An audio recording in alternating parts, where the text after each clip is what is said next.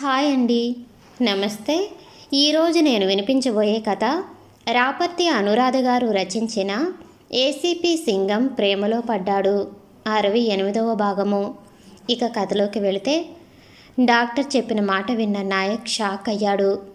ఒక్కసారిగా అతడి గుండె అదురు పుట్టింది. ఏంటి, మేడం ప్రెగ్నెంట్నా? అది కూడా ఇలాంటి పరిస్థితుల్లో? ఓ నో, ఈ విషయం ఆమెకు తెలుసా? తెలిసి కూడా కళ్యాణ్ని విడిచి వచ్చేశారా? లేదు, తెలిసి ఉండదు, అందుకే వచ్చారు.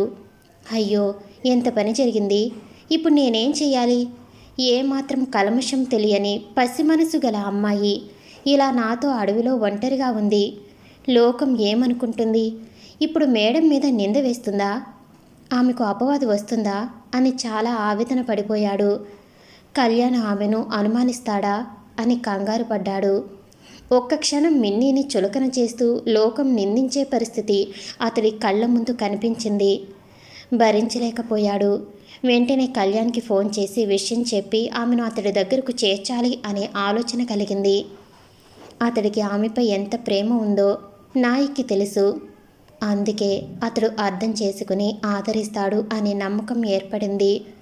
ముందు అయితే మేడంకి మెలకువ రావాలి, ఆమెకు ఈ వార్త చెప్పాలి అని మేడంకి మెలకువ రావాలి అని ఎదురు చూస్తూ ఆమె పక్కనే నేల మీద కూర్చుని ఎదురు చూస్తూ ఉన్నాడు నాయక్.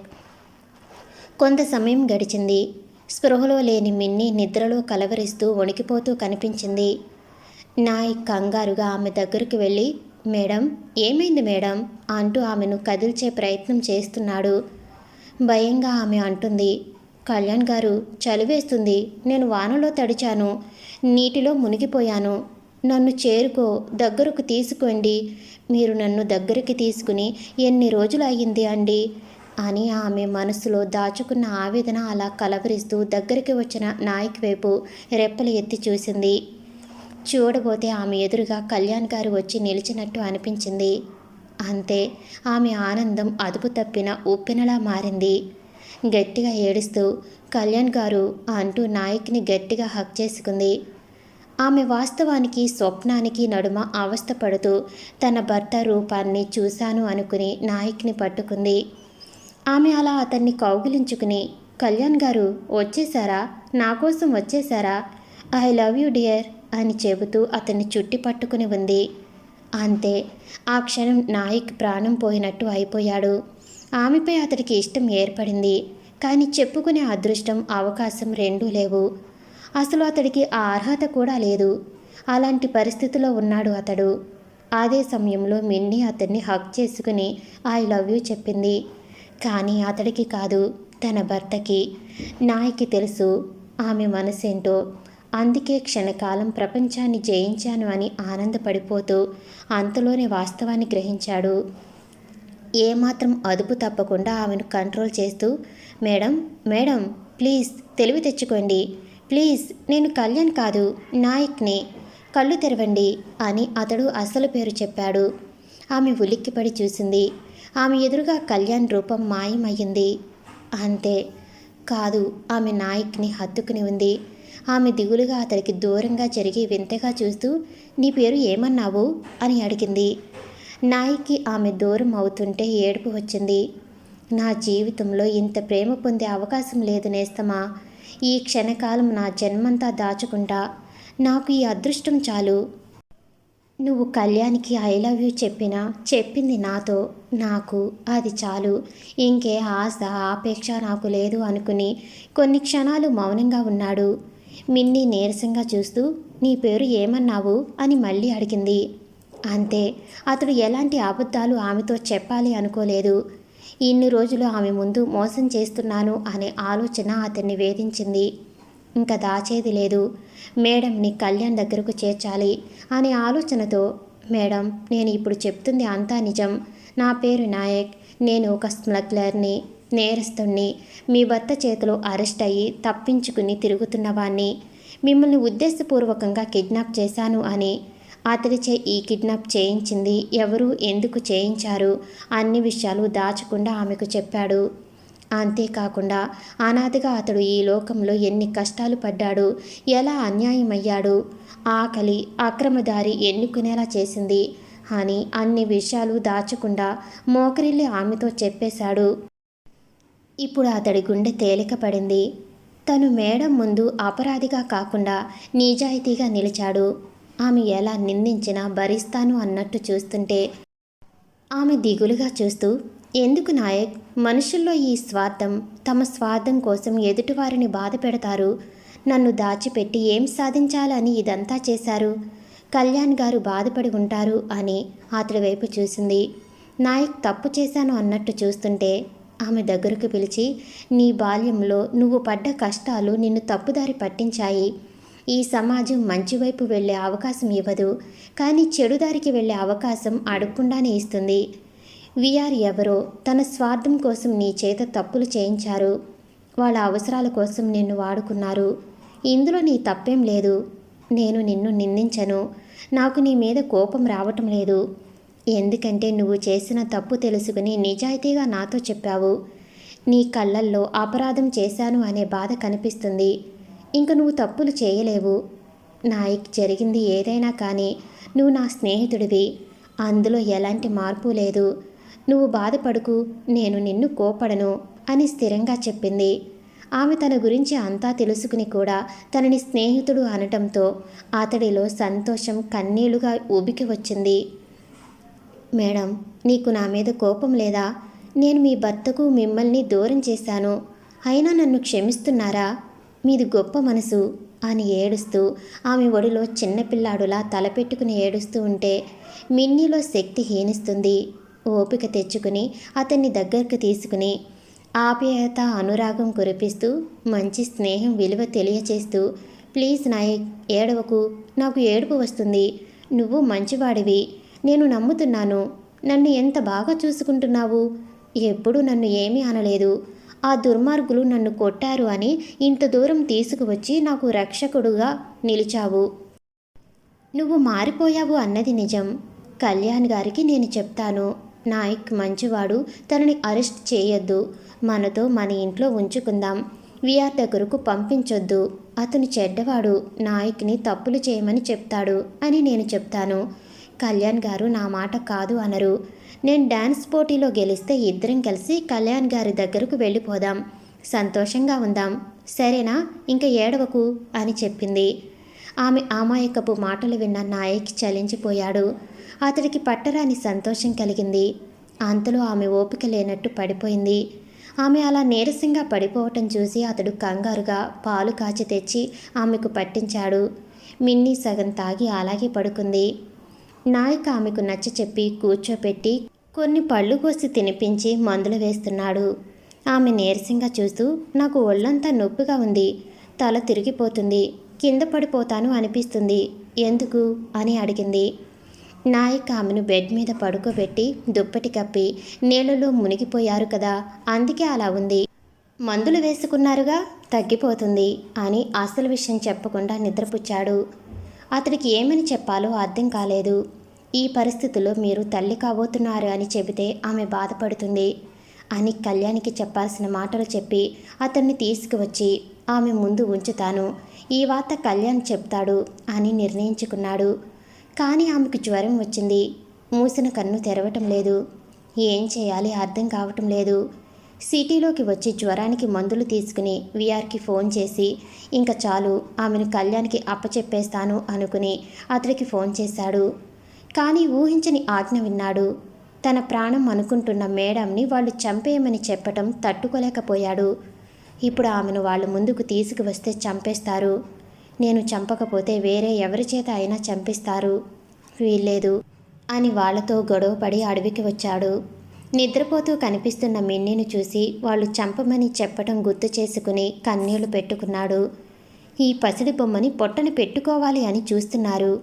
లేదు, నేను ఊరుకోను. మేడంని ఆమె భర్త దగ్గరకు చేరుస్తాను అని మాట ఇచ్చాను. నా ప్రాణం అడ్డం పెట్టి అయినా సరే కళ్యాణ్ దగ్గరకు చేరుస్తాను అని కళ్ళు తుడుచుకుని ఆమెకు మందులు వేశాడు. ముందు ఆమెకు జ్వరం తగ్గాలి అని ఒక రోజంతా నిద్రపోకుండా ఆమెకు సేవలు చేస్తూ తీశాడు. ఇప్పుడు మిన్నీ జ్వరం తగ్గింది. ఆమె నార్మల్గా లేచి కూర్చుంది. నాయక్కి ప్రాణం వచ్చినట్టు అనిపించింది. మేడం, ఇప్పుడు ఎలా ఉంది చెప్పండి, నన్ను ఎంత భయపెట్టారో తెలుసా అని అడిగాడు. ఆమె నవ్వుతూ, నేను బాగానే ఉన్నాను నాయక్. పాపం నీకే రెస్ట్ లేదు చూడు, ఆ కళ్ళు ఎలా లోతుగా పోయాయో. నిద్రపోలేదు కదా నువ్వు అని దిగులుగా అడిగింది. నాయక్ నిట్టూరుస్తూ, నా సంగతి వదిలేయండి, మీరు బాగున్నారు, నాకు అంతే చాలు అని ఆమె చేతికి కాఫీ అందించాడు. ఆమె తాగుతూ ఉండగా అతడు అడిగాడు, మేడం ఎందుకు వచ్చిన ఇబ్బంది? కళ్యాణ్ గారికి మనం ఎక్కడ ఉన్నామో చెప్తాను, ఆయన దగ్గరకు వెళ్ళిపోతారా అని అడిగాడు. మిన్నీ దిగులుగా చూస్తూ, నేను ఆయన చెంతకు ఎప్పుడు వెళతానా అని ఎదురు చూస్తున్నాను. కానీ నాయక్, ఆయనకి నా కారణంగా చెడు జరుగుతుంది అనే భయం నాలో అలాగే ఉంది. ఆ భయం నాతో ఉన్నంత వరకు నేను ఆయనకు చేరువ కాలేను. నేను ముందు పోటీలో గెలవాలి. నా దురదృష్టం మీద గెలిస్తేనే నా భర్త దగ్గరకు వెళ్ళగలను, లేదు అంటే చచ్చిపోతాను.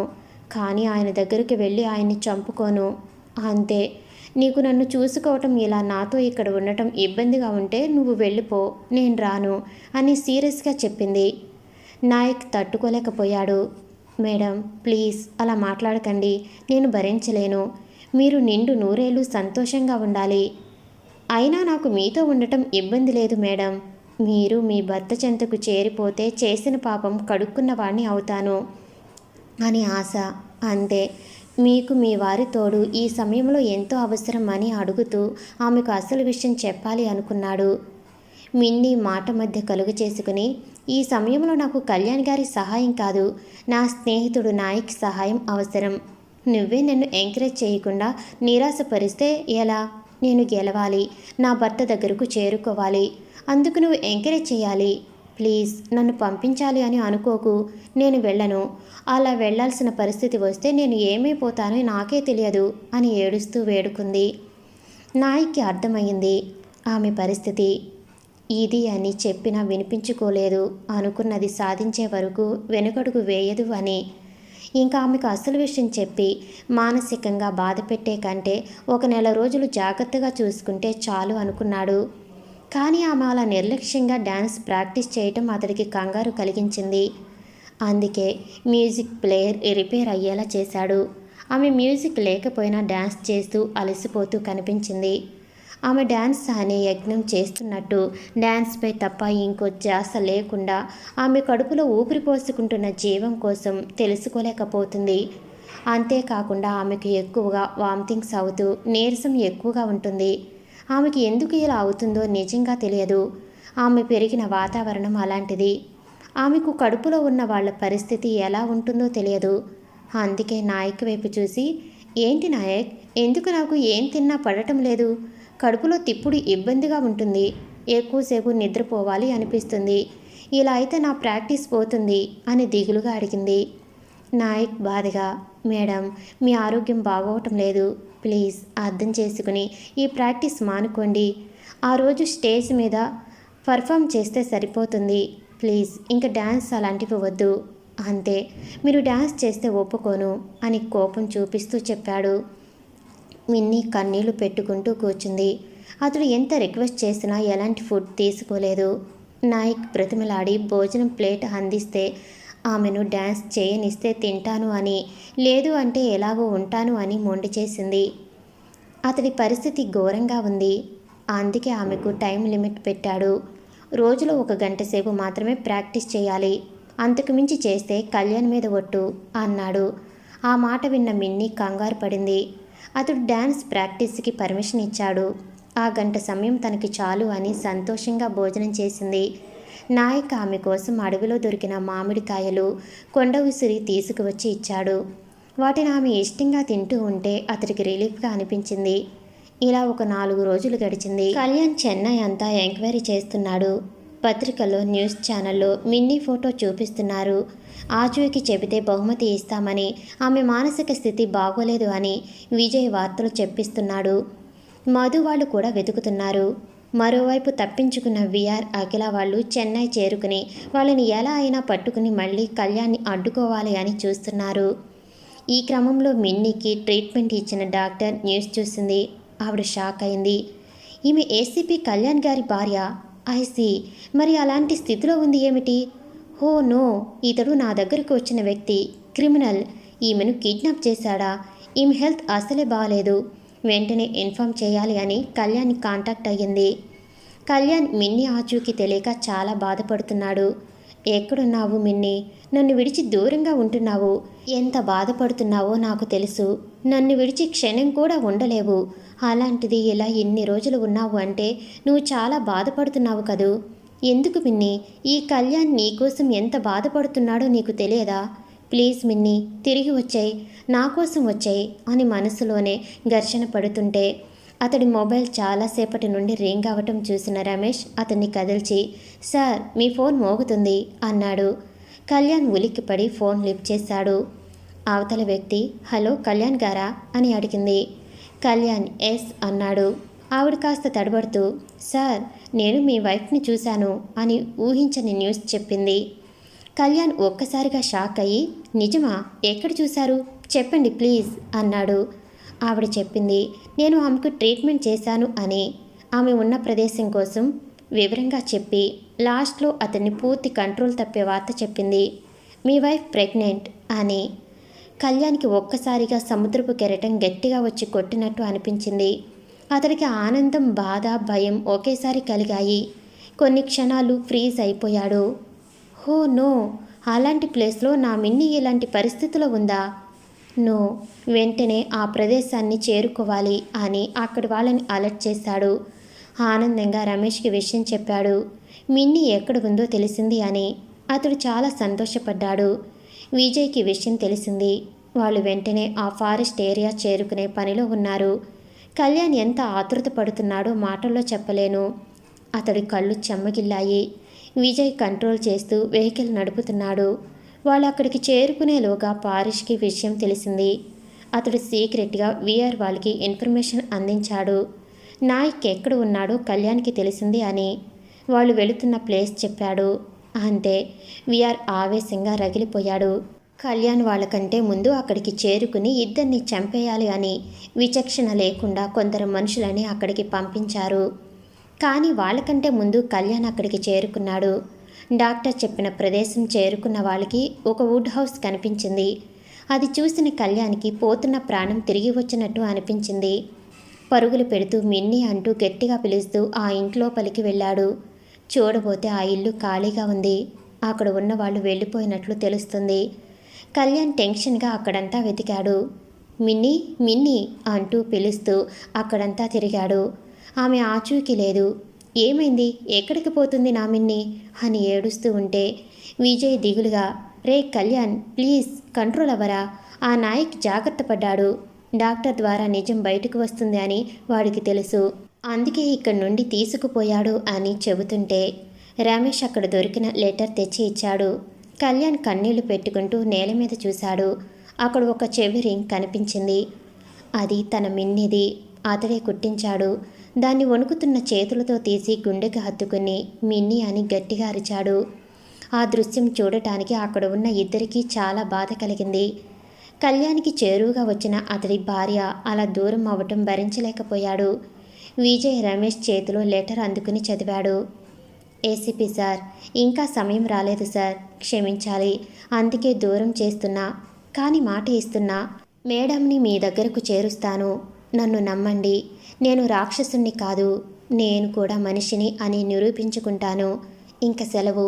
ఆ మాటలు విజయ్ నోటి నుండి విన్న కళ్యాణ్ ఆవేశం ఆలోచనగా మారింది. అతడికి ఏదో అనుమానం వచ్చింది. అందుకే అక్కడి నుండి నేరుగా తంజావూరు చేరుకున్నాడు. వాళ్ళు అక్కడి పోటీ చేస్తున్న వాళ్ళ లిస్ట్లో మిన్నీ పేరు ఉందేమో అని చూశారు. వాళ్ళని వీఆర్ మనుషులు ఫాలో చేస్తూ వచ్చారు. కళ్యాణ్కి మిన్నీ పేరు అక్కడ కనిపించలేదు. అతడికి అర్థమైంది, మిన్నీ అని కాదు, తనని తాను నిరూపించుకునే ప్రయత్నం చేయాలి అని ఈ అజ్ఞాతవాసం చేస్తున్న నా భార్య పేరు జ్యోతిర్మయి అని ఉంటుంది అని రికార్డులో ఇంకోసారి చెక్ చేశాడు. అతడి అనుమానం నిజమయ్యింది. అక్కడ జ్యోతిర్మయి అని రాసి ఉంది. అంటే ఆమె డాన్స్ పోటీకి హాజరు కానుంది. ఇంకో 20 రోజుల్లో ఇక్కడ పోటీలు జరుగుతాయి. అందుకే నాయక్ లెటర్లో సమయం రాలేదు అని రాశాడా? కళ్యాణ్కి ఇప్పుడు క్లియర్ అయ్యింది. మిన్ని అనుకున్నది సాధించడానికి ఇంత కష్టపడుతుంది.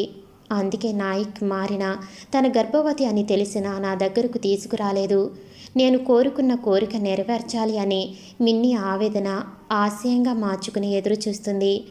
నేను బాధపడను, ఆ రోజు కోసం ఎదురు చూస్తాను అని మౌనంగా వెనక్కి వచ్చేశాడు. విఆర్ మనుషులకి విషయం అర్థం కాలేదు. వాళ్ళు విఆర్కి విషయం చెప్పారు, నాయక్ తప్పించుకున్నాడు అని. ఆ తర్వాత కళ్యాణ్ ప్రవర్తన, అతడు పోటీలు జరిగే ప్రదేశానికి వచ్చి వెళ్ళాడు అని వివరంగా చెప్పారు. అఖిలాండేశ్వరి అర్థం చేసుకుని, అంటే ఆ జ్యోతి డ్యాన్స్ పోటీలో పాల్గొనే అవకాశం ఉంది, అందుకే కళ్యాణ్ గొడవ చేయకుండా నిశ్చింతగా వచ్చేశాడు. అంతేకాకుండా వాడు చెన్నైలోనే ఉన్నాడు. వీల్లేదు, అది డ్యాన్స్ ఆడకూడదు. మనం ఇలా ఊళ్ళు పట్టుకు తిరగటానికి కారణం ఆ దరిద్రం. అన్నయ్య, నువ్వు ఏం చేస్తావో నాకు తెలియదు. అది చావాలి, ఆ కళ్యాణ్ ఏడవాలి, అంతే. అక్కడ ఉన్న వాళ్ళు ఆ రోజు కోసం ఎదురు చూస్తున్నారు. కళ్యాణ్ మనసులో మండే అగ్నిగోళం దాచుకుని తన వాళ్ళకి మిన్నీ గర్భవతి అన్న విషయం చెప్పలేదు. విజయ్ రమేష్కి ఆమె డ్యాన్స్ చేస్తుంది అన్న వార్త తెలుసు. ఇంట్లో వాళ్ళకి అసలు ఏమీ తెలియదు. ఎవరికి ఆమె తల్లి కాబోతుంది అని తెలియదు. అంతా నిరీక్షిస్తూ ఉన్నారు. నాయక్ మిన్నీ ఆరోగ్యాన్ని, ఆమె అవసరాన్ని దృష్టిలో పెట్టుకుని ఆమెను సిటీకి తీసుకువచ్చేశాడు. అతడికి ఇంకో సందేహం కూడా వచ్చింది. మిన్నీకి ట్రీట్మెంట్ చేస్తున్న డాక్టర్ న్యూస్ చూస్తే ఇట్టే గుర్తుపడుతుంది. వెంటనే కళ్యాణ్కి ఇన్ఫర్మేషన్ చేరుతుంది. అదే జరిగితే మేడం అనుకున్నది సాధించలేదు, చాలా బాధపడతారు అని రాత్రి మీద ఆమె నిద్రపోతూ ఉంటే అక్కడి నుండి తంజావూరికి చేరువుగా తీసుకువచ్చి అన్ని వసతులు ఉన్న ఇంట్లో పెట్టాడు. కళ్యాణ్ అక్కడికి వస్తాడు అనే నమ్మకంతో లెటర్ రాసి పెట్టాడు. ఇప్పుడు సమయం కోసం ఎదురు చూస్తూ ఉన్నాడు. మిన్నీ ఎందుకు ఇక్కడికి వచ్చామని అడిగింది. అతడికి ఆమె తల్లి కాబోతుందని చెప్పకుండా దాచడం కరెక్ట్ కాదు అనిపించింది. అందుకే నిజం చెప్పేశాడు. మీరు తల్లి కాబోతున్నారు, అందుకే డ్యాన్స్ చేయొద్దు అంటున్నా. ఎక్కువ స్ట్రెయిన్ అవ్వకండి, మంచిది కాదు అనే విషయం చెప్పాడు. అంతే. మిన్నీ ఆశ్చర్యపోయింది. ఆమె కడుపులో చిన్న పాప ఉంది అని నాయక్ చెప్పాడు. ఆమెకు పట్టరాని సంతోషం కలిగింది. నేను అమ్మని అవుతున్నా అంటే కళ్యాణ్ గారు నాన్న అవుతున్నారా? నిజమా? అయ్యో, ఇంత మంచి విషయం ఆయనతో చెప్పలేకపోయాను. నాయక్, ఈ కొద్ది రోజులు ఓపిక పడతాను అంతే, కానీ స్టేజ్ మీద అద్భుతంగా డాన్స్ చేస్తాను, చూస్తూ ఉండు. నా ప్రయత్నానికి నా పాప అడ్డు చెప్పదు. నాతో పాటు తను కూడా ఆడుతుంది, అవార్డు అందుకుంటుంది. ఆ నమ్మకం నాకుంది. నేను ఓడిపోతే నా బిడ్డ కూడా ఓడిపోతుంది. నేను వెనకడుగు వేసి నాతో పాటు నా బిడ్డని ఓడిపోయేలా చేయను. నేను గెలుస్తాను, నువ్వు చూస్తావు నేను గెలవటం అని నమ్మకంగా చెప్పి, నాకు ఐస్ క్రీమ్ తినాలి అని ఉంది, తెచ్చిపెట్టవు అని అడిగి మరీ తెప్పించుకుని తింటూ ఆమె కడుపు మీద చేయి వేసి చెప్పుకుంటూ ఉంది. మీ అమ్మకి నువ్వు ఎంకరేజ్ చేయాలి. నీకోసమే ఈ ఐస్ క్రీమ్ తింటున్నా, బాగుందా అని అమాయకమైన మాటలు మాట్లాడుతూ సమయం కోసం ఎదురు చూస్తూ ఉంటే నాయక్కి నమ్మకం ఏర్పడింది. ఆమె గెలుస్తుంది, ఇంకా ఏది ఏమైనా వెనక్కి తగ్గేది లేదు అని. ఆ రోజు రానే వచ్చింది. ఆమెను పోటీ జరుగుతున్న ప్రదేశానికి చేర్చాలి, కానీ ఎలా? నాయక్కి అది అగ్ని పరీక్షగా మారింది. అతడికి తెలుసు, ఈ పాటికే విఆర్ వాళ్ళకి ఇన్ఫర్మేషన్ అంది ఉంటుంది, అలాగే కళ్యాణ్కి విషయం తెలిసి ఉంటుంది. ఇప్పుడు వీళ్ళకి ఎదురు పడటం ఆమెకు డిస్టర్బ్ కావచ్చు. మేడంని ఎలాంటి ఇబ్బంది లేకుండా స్టేజ్ మీదకి చేర్చగలిగితే చాలు, ఆ తర్వాత అంతా కళ్యాణ్ చూసుకుంటాడు అని ప్లాన్ చేస్తున్నాడు. మరి నాయక్ ఎలా మిన్నీని పోటీ జరుగుతున్న ప్రదేశానికి చేరుస్తాడు? తర్వాత ఎపిసోడ్లో తెలుసుకుందాం. Thank you for watching.